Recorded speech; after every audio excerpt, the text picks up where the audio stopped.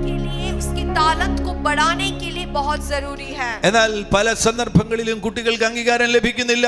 लेकिन कई बार बच्चों को वो अंगीकार नहीं मिलता, അവർ തിരസ്കരിക്കപ്പെട്ടു പോവുകയാണ്. उनको तिरस्कृत करते हैं। പല കുഞ്ഞുങ്ങളും ഉദരത്തിൽ വെച്ച് തന്നെ തിരസ്കരിക്കപ്പെട്ടവരാണ്. कई बच्चों को माँ के कोख में तिरस्कार हो जाते हैं। ചില കുഞ്ഞുങ്ങൾ കൺസീവ്ഡ് ആകുമ്പോൾ कोई बच्चे जब माँ के कोख में उत्पन्न होते हैं, അപ്പനും അമ്മയും പറയും ഇതിനെ നമുക്ക് അങ്ങ് അബോർട്ട് ചെയ്യാം. तब माता पिता बोलते ये बच्चे को हम फेंक देंगे। ഞാൻ നിങ്ങളോട് പറയട്ടെ, അബോർഷൻ കൊലപാതകമാകുന്നു.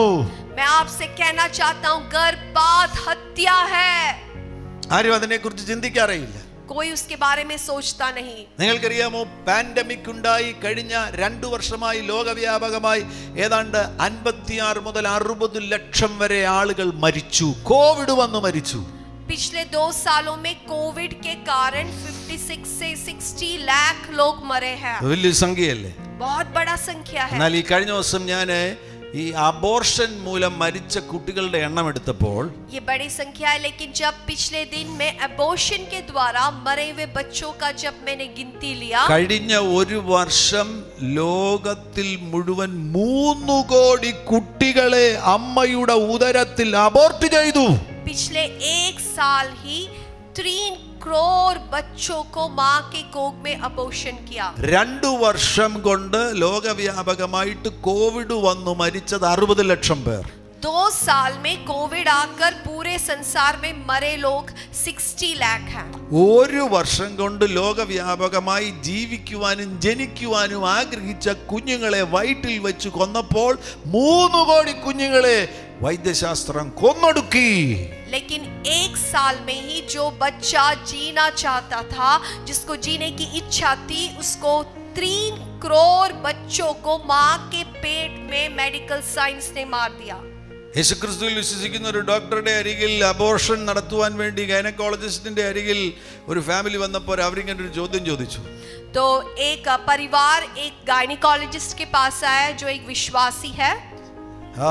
അവര് പറഞ്ഞു, ഞങ്ങളുടെ ഇപ്പൊ ഭാര്യ ഗർഭിണിയാണ്, ഈ കുഞ്ഞിനെ അങ്ങ് കൊല്ലണം, കാരണം മൂത്ത മോന് 2 വയസ്സേ ആയിട്ടുള്ളെന്ന് പറഞ്ഞു. तो ये डॉक्टर से उन्होंने कहा कि मेरे ഈ അപ്പനും അമ്മയും പറഞ്ഞു, കുഞ്ഞ് വയറ്റിലുണ്ട്, ഈ വയറ്റിലുള്ള കുഞ്ഞിനെ കൊല്ലണം, കാരണം മൂത്ത മോന് 2 വയസ്സേ ആയിട്ടുള്ളൂ. तो डॉक्टर से कहा कि ये हमारे जो बड़ा बेटा वो बस 2 साल का, इसलिए अभी जो कोख में जो बच्चा है उसको मारना है। അപ്പൊ ഡോക്ടർ പറഞ്ഞു, ഇതിനെ ഈ വയറ്റിലുള്ള കുഞ്ഞിനെ കൊല്ലുന്നതിനേക്കാളും നല്ലത് ഈ 2 വയസ്സുള്ള കുഞ്ഞിനെ അങ്ങ് കൊല്ലുന്നതല്ലേ, അതിനെ നമുക്ക് അങ്ങ് കൊല്ലാം. तो डॉक्टर ने कहा देखिए ये जो जिंदा बच्चा है 2 साल का बच्चा, उसको मार दे, वो जल्दी होगा। क्यों आप पेट में जो बच्चा है उसको मार रहे हैं? ഗവൺമെന്റ് അത് സമ്മതിക്കുമോ? गवर्नमेंट क्या उसको अनुमति देगा? ഇല്ല. नहीं। പക്ഷെ വയറ്റിൽ കിടക്കുന്നതിനെ കൊല്ലാൻ സമ്മതിക്കുമല്ലോ. लेकिन पेट में जो बच्चा है उसको मारने की अनुमति है। ആ പുറത്തു നിൽക്കുന്ന 2 വയസ്സുള്ള കുഞ്ഞിനെ പോലെ തന്നെയല്ലേ അകത്തുള്ള കുഞ്ഞ്? ये 2 साल का बच्चा जो बाहर खड़ा है उसी के जैसा माँ के कोख में जो उत्पन्न हुआ बच्चा। മനുഷ്യൻ നടത്തിയിരിക്കുന്ന രക്തച്ചൊരിച്ചിലുകൾ, ഇതുപോലെ നടത്തിയിരിക്കുന്ന രക്തച്ചൊരിച്ചിലുകൾ, അതിന്റെയൊക്കെ ഫലങ്ങളാണ് ഇന്ന് മനുഷ്യൻ അനുഭവിച്ചുകൊണ്ടിരിക്കുന്നത്. मानव कुल जो पाप किए हैं, जो रक्त को बहाया है, उस सब का परिणाम आज इस दुनिया सह रहा है। ഏതെങ്കിലും പാസ്റ്റർമാരെ ഇത് വിളിച്ചു പറയത്തുള്ളൂ, പാസ്റ്റർമാരുടെ വാക്ക് ഈ ലോകത്തിൽ ആരും കേൾക്കത്തുമില്ല. ये कोई पास्टर लोग ही बोलेंगे और लोग पास्टर के बातों को सुनना भी नहीं चाहते। സമൂഹത്തിലെ ഉന്നതന്മാരെ, ഭരണാധികാരികളെ, രാഷ്ട്രീയ പ്രമുഖന്മാരെ, നിങ്ങൾ ആരെങ്കിലും വാ തുറന്ന് ഇതൊന്ന് പറ. आप जो समाज के जो अधिकारी लोग हैं, आप लोग खड़े हो और इसके विरुद्ध में आपको बोलना है। കുട്ടിയെ വേണ്ട എന്ന് അമ്മയും പിതാവും കൂടെ തമ്മിൽ ആശയവിനിമയം നടത്തുമ്പോൾ അകത്ത് കുട്ടിക്ക് റിജക്ഷൻ ഉണ്ടാകുകയാണ്. കുട്ടിക്ക് സന്ദേശം ലഭിക്കുന്നു, I am an unwanted child. जब माता पिता दोनों मिलकर आपस में इस प्रकार से योजना करते कि हमें ये बच्चा नहीं चाहिए, वो बच्चा को ये सूचना मिल जाता है कि मैं तिरस्कृत हूँ, कोई मुझे नहीं चाहता। ഇത്തരത്തിൽ കുട്ടികൾ അനുഭവിക്കുന്ന അനേകം തിരസ്കരണത്തിന്റെ സാഹചര്യങ്ങളുണ്ട്. ऐसे बच्चे जाने वाले बहुत से तिरस्करण का साहचर्य है। കുഞ്ഞിന്റെ കൂടെ സമയം ചെലവഴിക്കുവാൻ അപ്പനും അമ്മയ്ക്കും സമയമില്ല. बच्चों के साथ समय बिताने के लिए माता माता पिता के पास समय नहीं है। നിങ്ങളുടെ ഉള്ളിൽ ഇത്തരത്തിലുള്ള തിരസ്കരണങ്ങൾ സംഭവിച്ചിട്ടുണ്ടെങ്കിൽ, अगर आपके जीवन में भी ऐसा तिरस्करण हुआ है, ഇനിയും ലോകത്തിൽ ആർക്കും നിങ്ങളെ സൗഖ്യമാക്കാൻ കഴിയത്തില്ല, യേശുവിന് മാത്രമേ സൗഖ്യമാക്കാൻ കഴിയൂ. इस संसार में कोई आपको चंगाई नहीं दे सकता, यीशु मसीह ही आपको चंगा कर सकता ഞാനൊരു है। സന്തോഷ വാർത്ത അറിയിക്കുവാൻ ആഗ്രഹിക്കുകയാണ്. मैं एक खुशखबरी देना चाहता हूँ। ബൈബിൾ പഠിക്കുന്ന സന്ദർഭത്തിൽ जब हम बाइबल पढ़ते हैं, തിരസ്കരിക്കപ്പെട്ടവരെ ദൈവം ഉപയോഗിച്ചു. जो लोग तिरस्कृत थे, प्रभु ने उनको इस्तेमाल किया। ഞാൻ തിരസ്കരിക്കപ്പെട്ടവനായിരുന്നു, मैं तिरस्कृत व्यक्ति था ഷീബ തിരസ്കരിക്കപ്പെട്ടവളായിരുന്നു. और शीबा तिरस्कृत थी। ഞങ്ങളെ ഈ തലമുറയിൽ ദൈവം ഉപയോഗിക്കുന്നു. प्रभु इस पीढ़ी में हमें उपयोग कर रहा है। ബൈബിൾ പഠിക്കുന്ന സന്ദർഭത്തിൽ जब हम बाइबल पढ़ते हैं, തിരസ്കരിക്കപ്പെട്ടവരെ ദൈവം ഉപയോഗിച്ചു. जो तिरस्कृत लोग हैं, प्रभु ने उनको इस्तेमाल നിങ്ങൾ किया। തിരസ്കരിക്കപ്പെട്ടവരാകുന്നു എങ്കിൽ अगर आप तिरस्कृत हैं, യേശു നിങ്ങളെ അംഗീകരിക്കുവാൻ തയ്യാറാണ്. यीशु मसीह आपको अंगीकार करने के लिए तैयार है। ഉൽപ്പത്തി 35:17 നമുക്ക് കാണാൻ കഴിയുന്നുണ്ട്. उत्पत्ति की किताब में हम देख सकते हैं, റാഹേൽ പ്രസവിക്കുന്ന സന്ദർഭത്തിൽ റാഹേൽ ആ കുഞ്ഞിന് പേരിട്ടു ബെനോനി എന്ന് പേരിട്ടു. और राहेल जब गर्भवती थी, गर्भ देने जा रही थी, तो वो बच्चे को बनोनी कर नाम ആ दिया। പേരിന്റെ അർത്ഥം ദുഃഖപുത്രൻ എന്നാകുന്നു. उसका अर्थ है कि दुख का पुत्र। അത്തരത്തിലുള്ള പേര് ഒരു മകന് ലഭിക്കുകയാണെങ്കിൽ അവൻ ജീവിതകാലം മുഴുവൻ ദുഃഖപുത്രനായിട്ട് തുടരും. अगर ऐसा नाम एक बच्चे को दिया गया जाता है, तो पूरे जीवन भर वो दुख का पुत्र बनकर रहेगा। പേര് ഡെസ്റ്റിനിയാണ്, ഡെസ്റ്റിനിയാണ്, നേച്ചറാണ്. एक नाम जो है वो आपके भविष्य को दिखाता है, डेस्टिनी को दिखाता है। അതിനാൽ പേരെപ്പോഴും ശ്രദ്ധിക്കണം. इसलिए आप जब नाम देते हैं, आपको ध्यान देना है। അതുകൊണ്ടാണ് യാക്കോബ് പെട്ടെന്ന് ഈ പേരങ്ങ് മാറ്റി. इसलिए जल्दी उसका पिता याकूब ये नाम को बदल दिया, യാക്കോബ് അവന് ബെഞ്ചമിൻ എന്ന പേര് കൊടുത്തു. और याकूब ने उसको बेंजामिन नाम दिया, ബെഞ്ചമിൻ എന്ന പേരിന്റെ അർത്ഥം son of my right hand, जिसका अर्थ है दाहिने हाथ का पुत्र, എന്റെ വലങ്കരത്തിന്റെ പുത്രൻ. मेरे दाहिने हाथ का पुत्र। അമ്മ അവനെ തിരസ്കരിച്ചെങ്കിലും അപ്പൻ അവനെ അംഗീകരിച്ചത് അവന്റെ വിജയത്തിന്റെ കാരണമായി തീർന്നു. माँ तो उसे तिरस्कार किया, लेकिन पिता ने उसको अंगीकार किया, वो उसके जीवन में सफलता का कारण बना। ഉൽപ്പത്തി പുസ്തകം 29-ാമത്തെ അധ്യായത്തിൽ उत्पत्ति की किताब उसके 29वां पद में, അവിടെ നമുക്ക് ലേയെ കാണുവാൻ കഴിയുന്നുണ്ട്. वहां पे हम लेया को देख सकते हैं। ലേയ തിരസ്കരിക്കപ്പെട്ടവളായിരുന്നു. और लेया जो है तिरस्कृत थी। 31-ാമത്തെ വാക്യത്തിൽ അവൾ തിരസ്കരിക്കപ്പെട്ടവളെന്ന് കണ്ടപ്പോൾ യഹോവ അവളുടെ ഗർഭം തുറന്നു എന്നാണ്. और 31 पद में हम देख सकते हैं, जब परमेश्वर ने देखा कि लेया जो है तिरस्कृत है, यहोवा ने उसके गर्भ को खोल दिया। ലോകം നിന്നെ തിരസ്കരിച്ചാൽ ദൈവം നിന്നെ അംഗീകരിക്കുവാൻ തയ്യാറാകും. अगर संसार तुझे तिरस्कृत करते हैं, प्रभु तुझे अंगीकार करने के लिए तैयार है। അവൾ ഗർഭം ധരിച്ചൊരു മകനെ പ്രസവിച്ചു, അവന് രൂബേൻ എന്ന് പേര് കൊടുത്തു. और वो गर्भ धारण किया और एक बेटा पैदा हुआ, जिसको रूबेन नाम दिया। അവനെ പ്രസവിച്ച സന്ദർഭത്തിൽ, രൂബേനെ പ്രസവിച്ച സന്ദർഭത്തിൽ ലേയ കരുതുകയാണ്, ഇപ്പോൾ എന്റെ ഭർത്താവ് എന്നെ സ്നേഹിക്കും. और जब रूबेन को उसने जन्म दिया, उसने ऐसा सोचा कि अभी तो मेरा पति मुझसे प्यार करेगा, ഭർത്താവ് സ്നേഹിച്ചൊന്നുമില്ല. लेकिन उसका पति उससे प्यार नहीं किया। എന്നാൽ ദൈവം അവൾക്ക് പിന്നെയും അനുഗ്രഹം കൊടുത്തു. लेकिन परमेश्वर ने फिर से एक आशीष दिया, രണ്ടാമത്തെ മകനെ പ്രസവിച്ചു. दूसरे बेटे को जन्म दिया। ഇപ്പോൾ എന്റെ ഭർത്താവ് എന്നെ സ്നേഹിക്കുമെന്ന് അവൾ കരുതി. तब उसने सोचा कि अभी मेरे पति मुझसे प्यार करेंगे, അപ്പോഴും ഭർത്താവ് അവളെ സ്നേഹിച്ചില്ല. तब भी पति उससे प्यार नहीं അവൾ किया। അപ്പോഴും തിരസ്കരിക്കപ്പെട്ടവളായിരുന്നു. फिर से वो तिरस्कृत हो गई, മൂന്നാമത് അവൾ ഒരു മകനെ കൂടെ പ്രസവിച്ചു. और तीसरे बार और एक बेटा को जन्म दिया, അവന് ലേവി എന്ന് പേരിട്ടു. और उसको लेवी नाम दिया। അവൾ കരുതി ഇപ്പോൾ എന്റെ ഭർത്താവ് എന്നെ സ്നേഹിക്കും. तब उसने सोचा कि अभी मेरे पति मुझसे प्यार करेंगे, അദ്ദേഹം അവളെ സ്നേഹിച്ചില്ല. लेकिन पति ने उससे प्यार नहीं किया। കർത്താവിന്റെ ഇഷ്ടം അവളുടെ മേൽ വെളിപ്പെട്ടു. लेकिन प्रभु का इच्छा उसके जीवन में प्रकट നാലാമത് അവൾ ഒരു മകനെ പ്രസവിച്ചു. और चौथा एक बेटा को जन्म दिया। അപ്പോൾ അവൾക്കൊരു കാര്യം മനസ്സിലായി, तब उसको एक बात समझ में आ ഈ गया, ഭർത്താവ് എന്നെ സ്നേഹിക്കുന്നോ സ്നേഹിക്കാതിരിക്കുന്നു, मेरे पति मुझसे प्यार करे या नहीं, എന്റെ എല്ലാ നന്മകളുടെയും ഉറവിടമാകുന്ന ദൈവത്തെ ഞാൻ സ്തുതിക്കാൻ പോകുകയാണ്. मेरे सारे आशीषों के स्रोत मेरे परमेश्वर का मैं स्तुति करूंगा। അതുകൊണ്ടാണ് അവന് യഹൂദ സ്തുതി എന്ന് പേരിട്ടത്. इसलिए उसका नाम यहूदा स्तुति कर डाल दिया। നിങ്ങൾക്കറിയാം, മനുഷ്യൻ ഇഷ്ടപ്പെട്ട റേച്ചലിന്റെ കൊച്ചു മകനായിട്ടല്ല യേശു വന്നത്. മനുഷ്യൻ തിരസ്കരിച്ച, ഇഷ്ടക്കേടോടുകൂടെ കൂടെ ജീവിച്ച ലേയുടെ കൊച്ചു കൊച്ചു കൊച്ചു പുത്രനായിട്ടാണ് യേശു ഈ ഭൂമിയിൽ വന്നത്. क्या आपको मालूम है मनुष्य के प्रिय जो राहेल है उसका पोता बनकर यीशु मसीह नहीं आया, लेकिन लेया जो तिरस्कृत थी, जिसको मनुष्य ने अप्रिय समझा, उसके पोता छोटा पोता बनकर यीशु मसीह आया. മാത്രമല്ല, നിങ്ങൾ ചരിത്രം എടുത്തു നോക്കുകയാണെങ്കിൽ ഉൽപ്പത്തി പുസ്തകം 49-ാമത്തെ അധ്യായം, ഒരിക്കൽ ഈ ഭർത്താവ് ലേയെ തിരസ്കരിച്ചു എങ്കിലും ആമേൻ അവസാനം അദ്ദേഹത്തിന് അംഗീകരിക്കേണ്ടതായിട്ട് വന്നു. ഉൽപ്പത്തി പുസ്തകം 49-ാമത്തെ അധ്യായം 31-ാമത്തെ വാക്യത്തിൽ യാക്കോബ് പറയുകയാണ്, അവിടെ അവർ അബ്രഹാമിനെയും അവൻ്റെ ഭാര്യയായ സാറയെയും ഇസ്ഹാക്കിനെയും അവൻ്റെ ഭാര്യയായ റെബെക്കയെയും അവിടെ ഞാൻ ലേയെയും അടക്കി. അപ്പോൾ അമ്മമാരുടെ ലിസ്റ്റിൽ ലേയ വന്നു. आप देखिए उल्पत्ति के किताब 39वां अध्याय उसका 31 पद में लिखा है कि याकूब इस प्रकार से कहा है, जहाँ पे अब्राहम और सारा को, इसहाक और रेबेका को, और वहीं जहाँ पर लेया को भी मैंने दफनाया, तो यहाँ पे माँ लोग की लिस्ट में लेया आ रही है. ആമേൻ. തിരസ്കരിക്കപ്പെട്ടവരെ ദൈവസന്നിധിയിൽ വരികയാണ് എങ്കിൽ ദൈവത്തിന്റെ അംഗീകാരം നിന്റെ മേൽ വെളിപ്പെടും. जो तिरस्कृत लोग हैं, आप अगर प्रभु के पास आते हैं, प्रभु आपको अंगीकार करेगा. മോശ തിരസ്കരിക്കപ്പെട്ടവനായിരുന്നു. मूसा जो है वो तिरस्कृत ദൈവം था, മോശയെ ഉപയോഗിച്ചു. लेकिन परमेश्वर ने मूसा का इस्तेमाल किया. യോസഫ് തിരസ്കരിക്കപ്പെട്ടവനായിരുന്നു. यूसुफ जो है तिरस्कृत था, യോസഫിനെ ദൈവം ഉപയോഗിച്ചു. लेकिन प्रभु ने यूसुफ को इस्तेमाल किया. എബ്ബേസ് തിരസ്കരിക്കപ്പെട്ടവനായിരുന്നു. एब्बेस जो है वो तिरस्कृत था. ആമേൻ. ഇഫ്താഹ് തിരസ്കരിക്കപ്പെട്ടവനായിരുന്നു. इफ्ता जो तिरस्कृत था.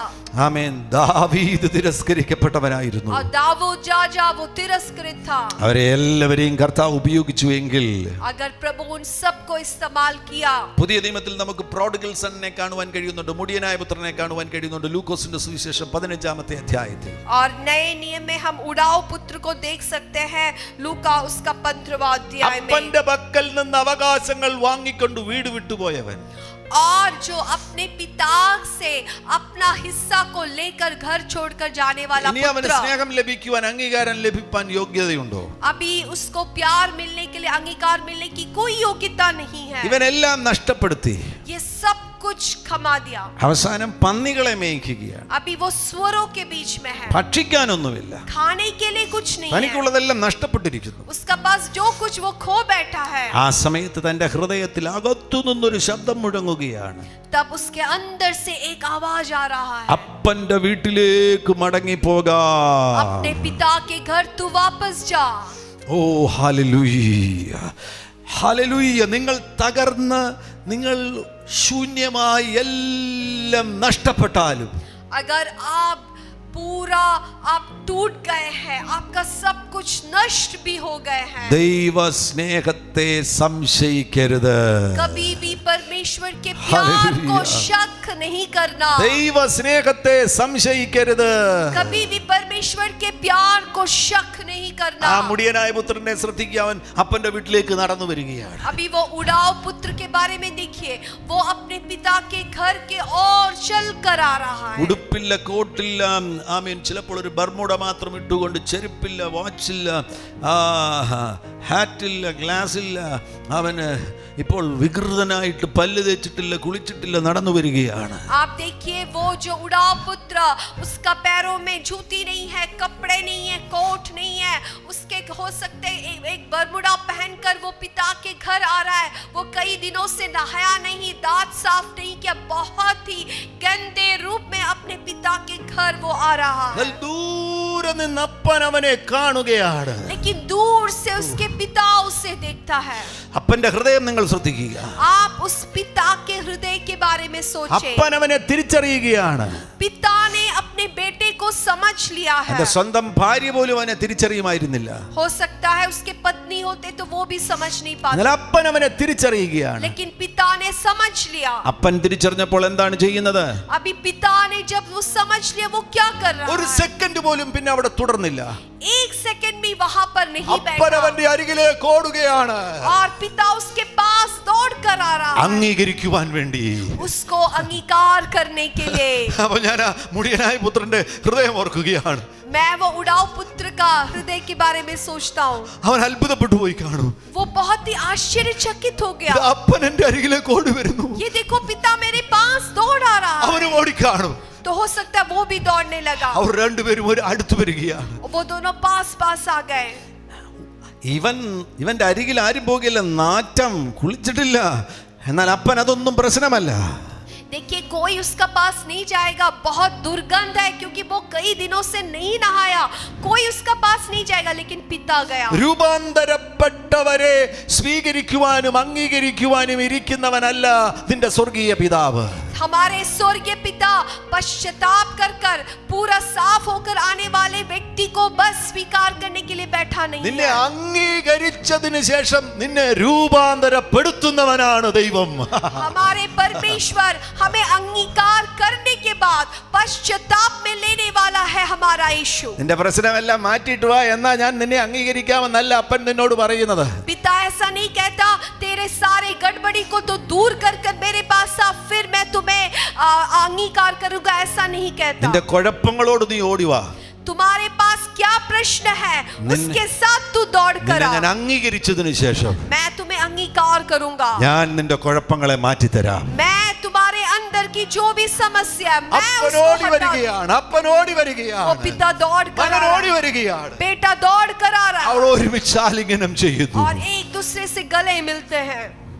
അവന് പുതിയ വസ്ത്രം ലഭിക്കുന്നു, उसको एक नया कपड़ा मिलता है, മോതിരം ലഭിക്കുന്നു. उसको अंगूठी मिलता है। നീ ഏത് തിരസ്കരണത്തിലൂടെ കടന്നുപോയാലും, आप कोई भी तिरस्करण से क्यों ना जाए, സ്നേഹം ലഭിക്കാത്ത അവസ്ഥയിൽ വളർന്ന വ്യക്തിയാണെങ്കിലും अगर आपको कभी प्यार नहीं मिला ऐसी अवस्था में आप ഈ ശബ്ദം കേൾക്കുന്ന നിമിഷത്തിൽ നിന്റെ വിടുതൽ നടക്കാൻ പോകുകയാണ്. ये आवाज जब सुनते हैं प्रभु इसी समय आपको छुटकारा दे रहा है। സ്നേഹം കൊണ്ട് യേശു നിന്നെ പൊതിയാൻ പോകുകയാണ്. प्यार से यीशु मसीह तुझे भर देगा അംഗീകാരം കൊണ്ട് യേശു നിന്നെ പൊതിയാൻ പോകുകയാണ്. और अंगीकार करते हुए यीशु मसीह तुझे ढाप देगा। ജീസസ് നിന്നോട് പറയാൻ പോകുകയാണ്, you are good, you are good, you are good, you are good. ഞാൻ നിന്നെ അക്സെപ്റ്റ് ചെയ്യുന്നു, നീ നല്ലവനാണ്. നിന്നെ നോക്കി യേശു പറയുവാൻ പോകുകയാണ്. यीशु मसीह आपको देखकर कहेगा तू अच्छा है, तू अच्छा है, मैंने तुझे अंगीकार कर लिया है। നിന്റെ പ്രവൃത്തി കൊണ്ടല്ല, तुम्हारे कार्यों के कारण, ഞാൻ നിനക്ക് വേണ്ടി കാൽവറിയിൽ ചെയ്ത പ്രവൃത്തി കൊണ്ട്. क्योंकि मैंने जो तुम्हारे लिए कैलवरी क्रूस पर जो किया है, അത്ര വലിയൊരു അംഗീകാരത്തേക്ക് യേശു ഇന്ന് നൽകി തരാൻ ആഗ്രഹിക്കുകയാണ്. इतनी बड़े एक अंगीकार को यीशु मसीह आपको देना चाहता അത്ര है। വലിയൊരു സ്നേഹത്തെ യേശു നൽകി തരുവാൻ ആഗ്രഹിക്കുകയാണ്. इतने बड़े प्यार को यीशु आपको देना चाहता है। സ്വീകരിക്കുവാൻ നിങ്ങൾ തയ്യാറാണോ? क्या आप स्वीकार करने के लिए तैयार हैं? ആന്തരിക മുറിവുകളുടെ കാരണമാകുന്ന आंतरिक घावों का कारण है എല്ലാ റിജക്ഷനും हर एक तिरस्करण യേശുവിൻ നാമത്തിൽ यीशु मसीह के नाम ഇപ്പോൾ സൗഖ്യമാകട്ടെ. से अभी चंगा हो ഈ जाए। ശബ്ദം കേൾക്കുന്ന ये आवाज सुनने वाले എല്ലാവരും सब लोग റിജക്ഷനിൽ നിന്ന് तिरस्करण से പുറത്തു വരട്ടെ. बाहर निकल आए। ഒരു നിമിഷം അന്യഭാഷയിൽ സംസാരിക്കുക. अन्यभाषा में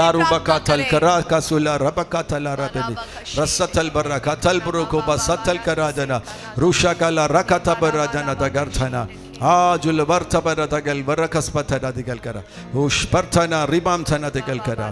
Thank you Lord Jesus. ഞാൻ മുന്നോട്ട് പോകട്ടെ. അടുത്തൊരു പ്രധാനപ്പെട്ട കാരണം, मैं आगे की ओर जाऊंगा और एक जो दूसरा कारण है എന്തുകൊണ്ട് ആന്തരിക മുറിവുകൾ ഉണ്ടാകുന്നു.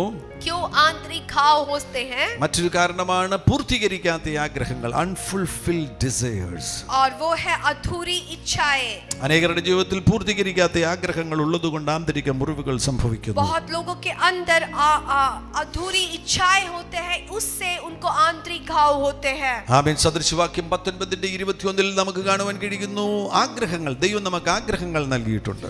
और नीति वचन उसके 19 उसका 21 में देख सकते हैं कि परमेश्वर हमारे अंदर अच्छी इच्छाओं को देते हैं। നല്ല ആഗ്രഹങ്ങൾ എപ്പോഴും നല്ലതാണ്. अच्छे जो इच्छा है बहुत अच्छा है, എന്നാൽ ആഗ്രഹങ്ങൾ ക്രേവിംഗ് ഡിസയേഴ്സ് ആയി മാറുമ്പോൾ ലസ്റ്റ് ആയിട്ട് മാറും. ആഗ്രഹത്തിന്റെ ആർത്തിയായിട്ട് മാറുമ്പോൾ അത് ലസ്റ്റ് ആയിട്ട് മാറും. അതാണ് യാക്കോബിന്റെ ലേഖനം 1:15 പറയുന്നത്, അവിടെ മോഹം ഗർഭം ധരിച്ച് പാപത്തെ പ്രസവിക്കുന്നു, പാപം വളർച്ച പ്രാപിച്ചിട്ട് അതുമൂലം മരണം സംഭവിക്കുന്നു എന്ന് രേഖപ്പെടുത്തിയിരിക്കുന്നു. लेकिन जब ये ये जो इच्छाएं है वह उत्कंठ इच्छा हो जाते हैं, तो वही हम याकूब की किताब पहला अध्याय उसका 15 पद में देख सकते हैं, वो अभिलाषा या लस्ट में बदल जाता है। മോഹം ആഗ്രഹത്തിന്റെ ആർത്തിയാണ്. और जो मोह है वो जो डिजायर का और एक बड़ा पद है। ഇന്നത്തെ ഈ ലോകം എന്ന് പറയുന്നത് നമ്മളെ മോഹിപ്പിക്കുന്ന ലോകമാകുന്നു. आज के ये संसार जो है हमारे अंदर बहुत से ऐसे लालसाओं को लाने वाला है। വസ്തുക്കളെ കൊണ്ട് നിറഞ്ഞിരിക്കുന്ന ഒരു ലോകത്തിലാണ് നമ്മൾ ഇന്ന് ജീവിക്കുന്നത്. पूरे जो चीजों से भरा हुआ एक समाज में हम रहते हैं। നമ്മളൊരു കടയിൽ പോയാൽ നമുക്ക് ഒരു സോപ്പാണ് വേണ്ടത്, പക്ഷേ ആയിരക്കണക്കിന് സോപ്പ് ഇരിക്കുകയാണ്. ഏത് തിരഞ്ഞെടുക്കണമെന്ന് നമുക്കറിയില്ല.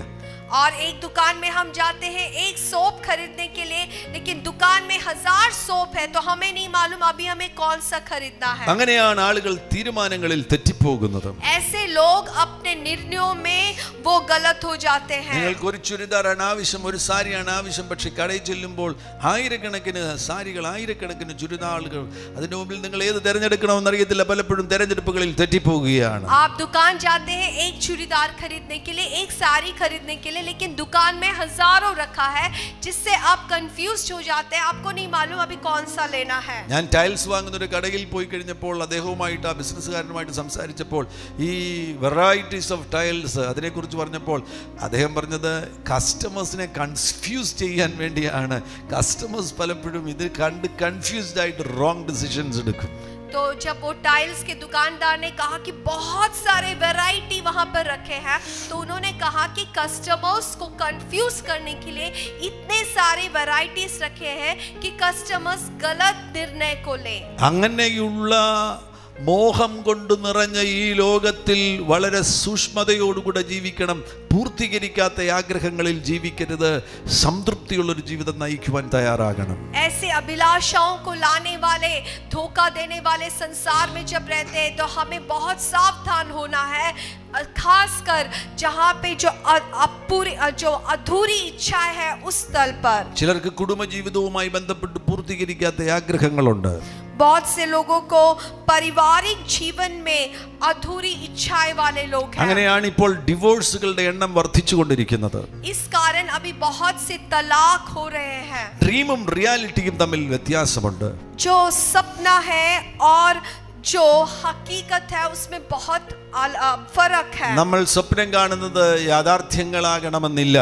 हम जो सपना देखते हैं वो हकीकत होना जरूरी नहीं है। അതിനാൽ കുടുംബജീവിതത്തിൽ വരുന്ന പാകപ്പിഴകളെ പരിഹരിക്കുവാൻ വേണ്ടി പ്രാർത്ഥിക്കുകയാണ് ചെയ്യേണ്ടത്. इसलिए आपके पारिवारिक जीवन में भी अगर कुछ कमी घटी है तो आपको चाहिए कि आप प्रार्थना करें। ഒരു കുടുംബ വഴക്ക് തീർക്കുവാൻ വേണ്ടി ഞാൻ ഒരിടത്തായിരുന്നപ്പോൾ ഭാര്യ പറയുകയാണ്, 14 വർഷങ്ങൾക്ക് മുന്നമേ എനിക്കൊരു പ്രൊഫസറുടെ കല്യാണാലോചന വന്നതാണ്. तो एक पति पत्नी बैठे हैं, उनके पारिवारिक समस्याओं को मैं सुलझाने के लिए वहां गया, तो वो पत्नी कह रही है कि कुछ 14 साल पहले एक प्रोफेसर का एक रिश्ता आया था। ഇപ്പോൾ ഭാര്യയും ഭർത്താവും തമ്മിൽ വഴക്കുണ്ടായപ്പോൾ പെട്ടെന്ന് അവൾ ഓർക്കുന്നത്, ആ പ്രൊഫസറെ കെട്ടിയിരുന്നെങ്കിൽ ഇതൊന്നും ഉണ്ടാകത്തില്ല.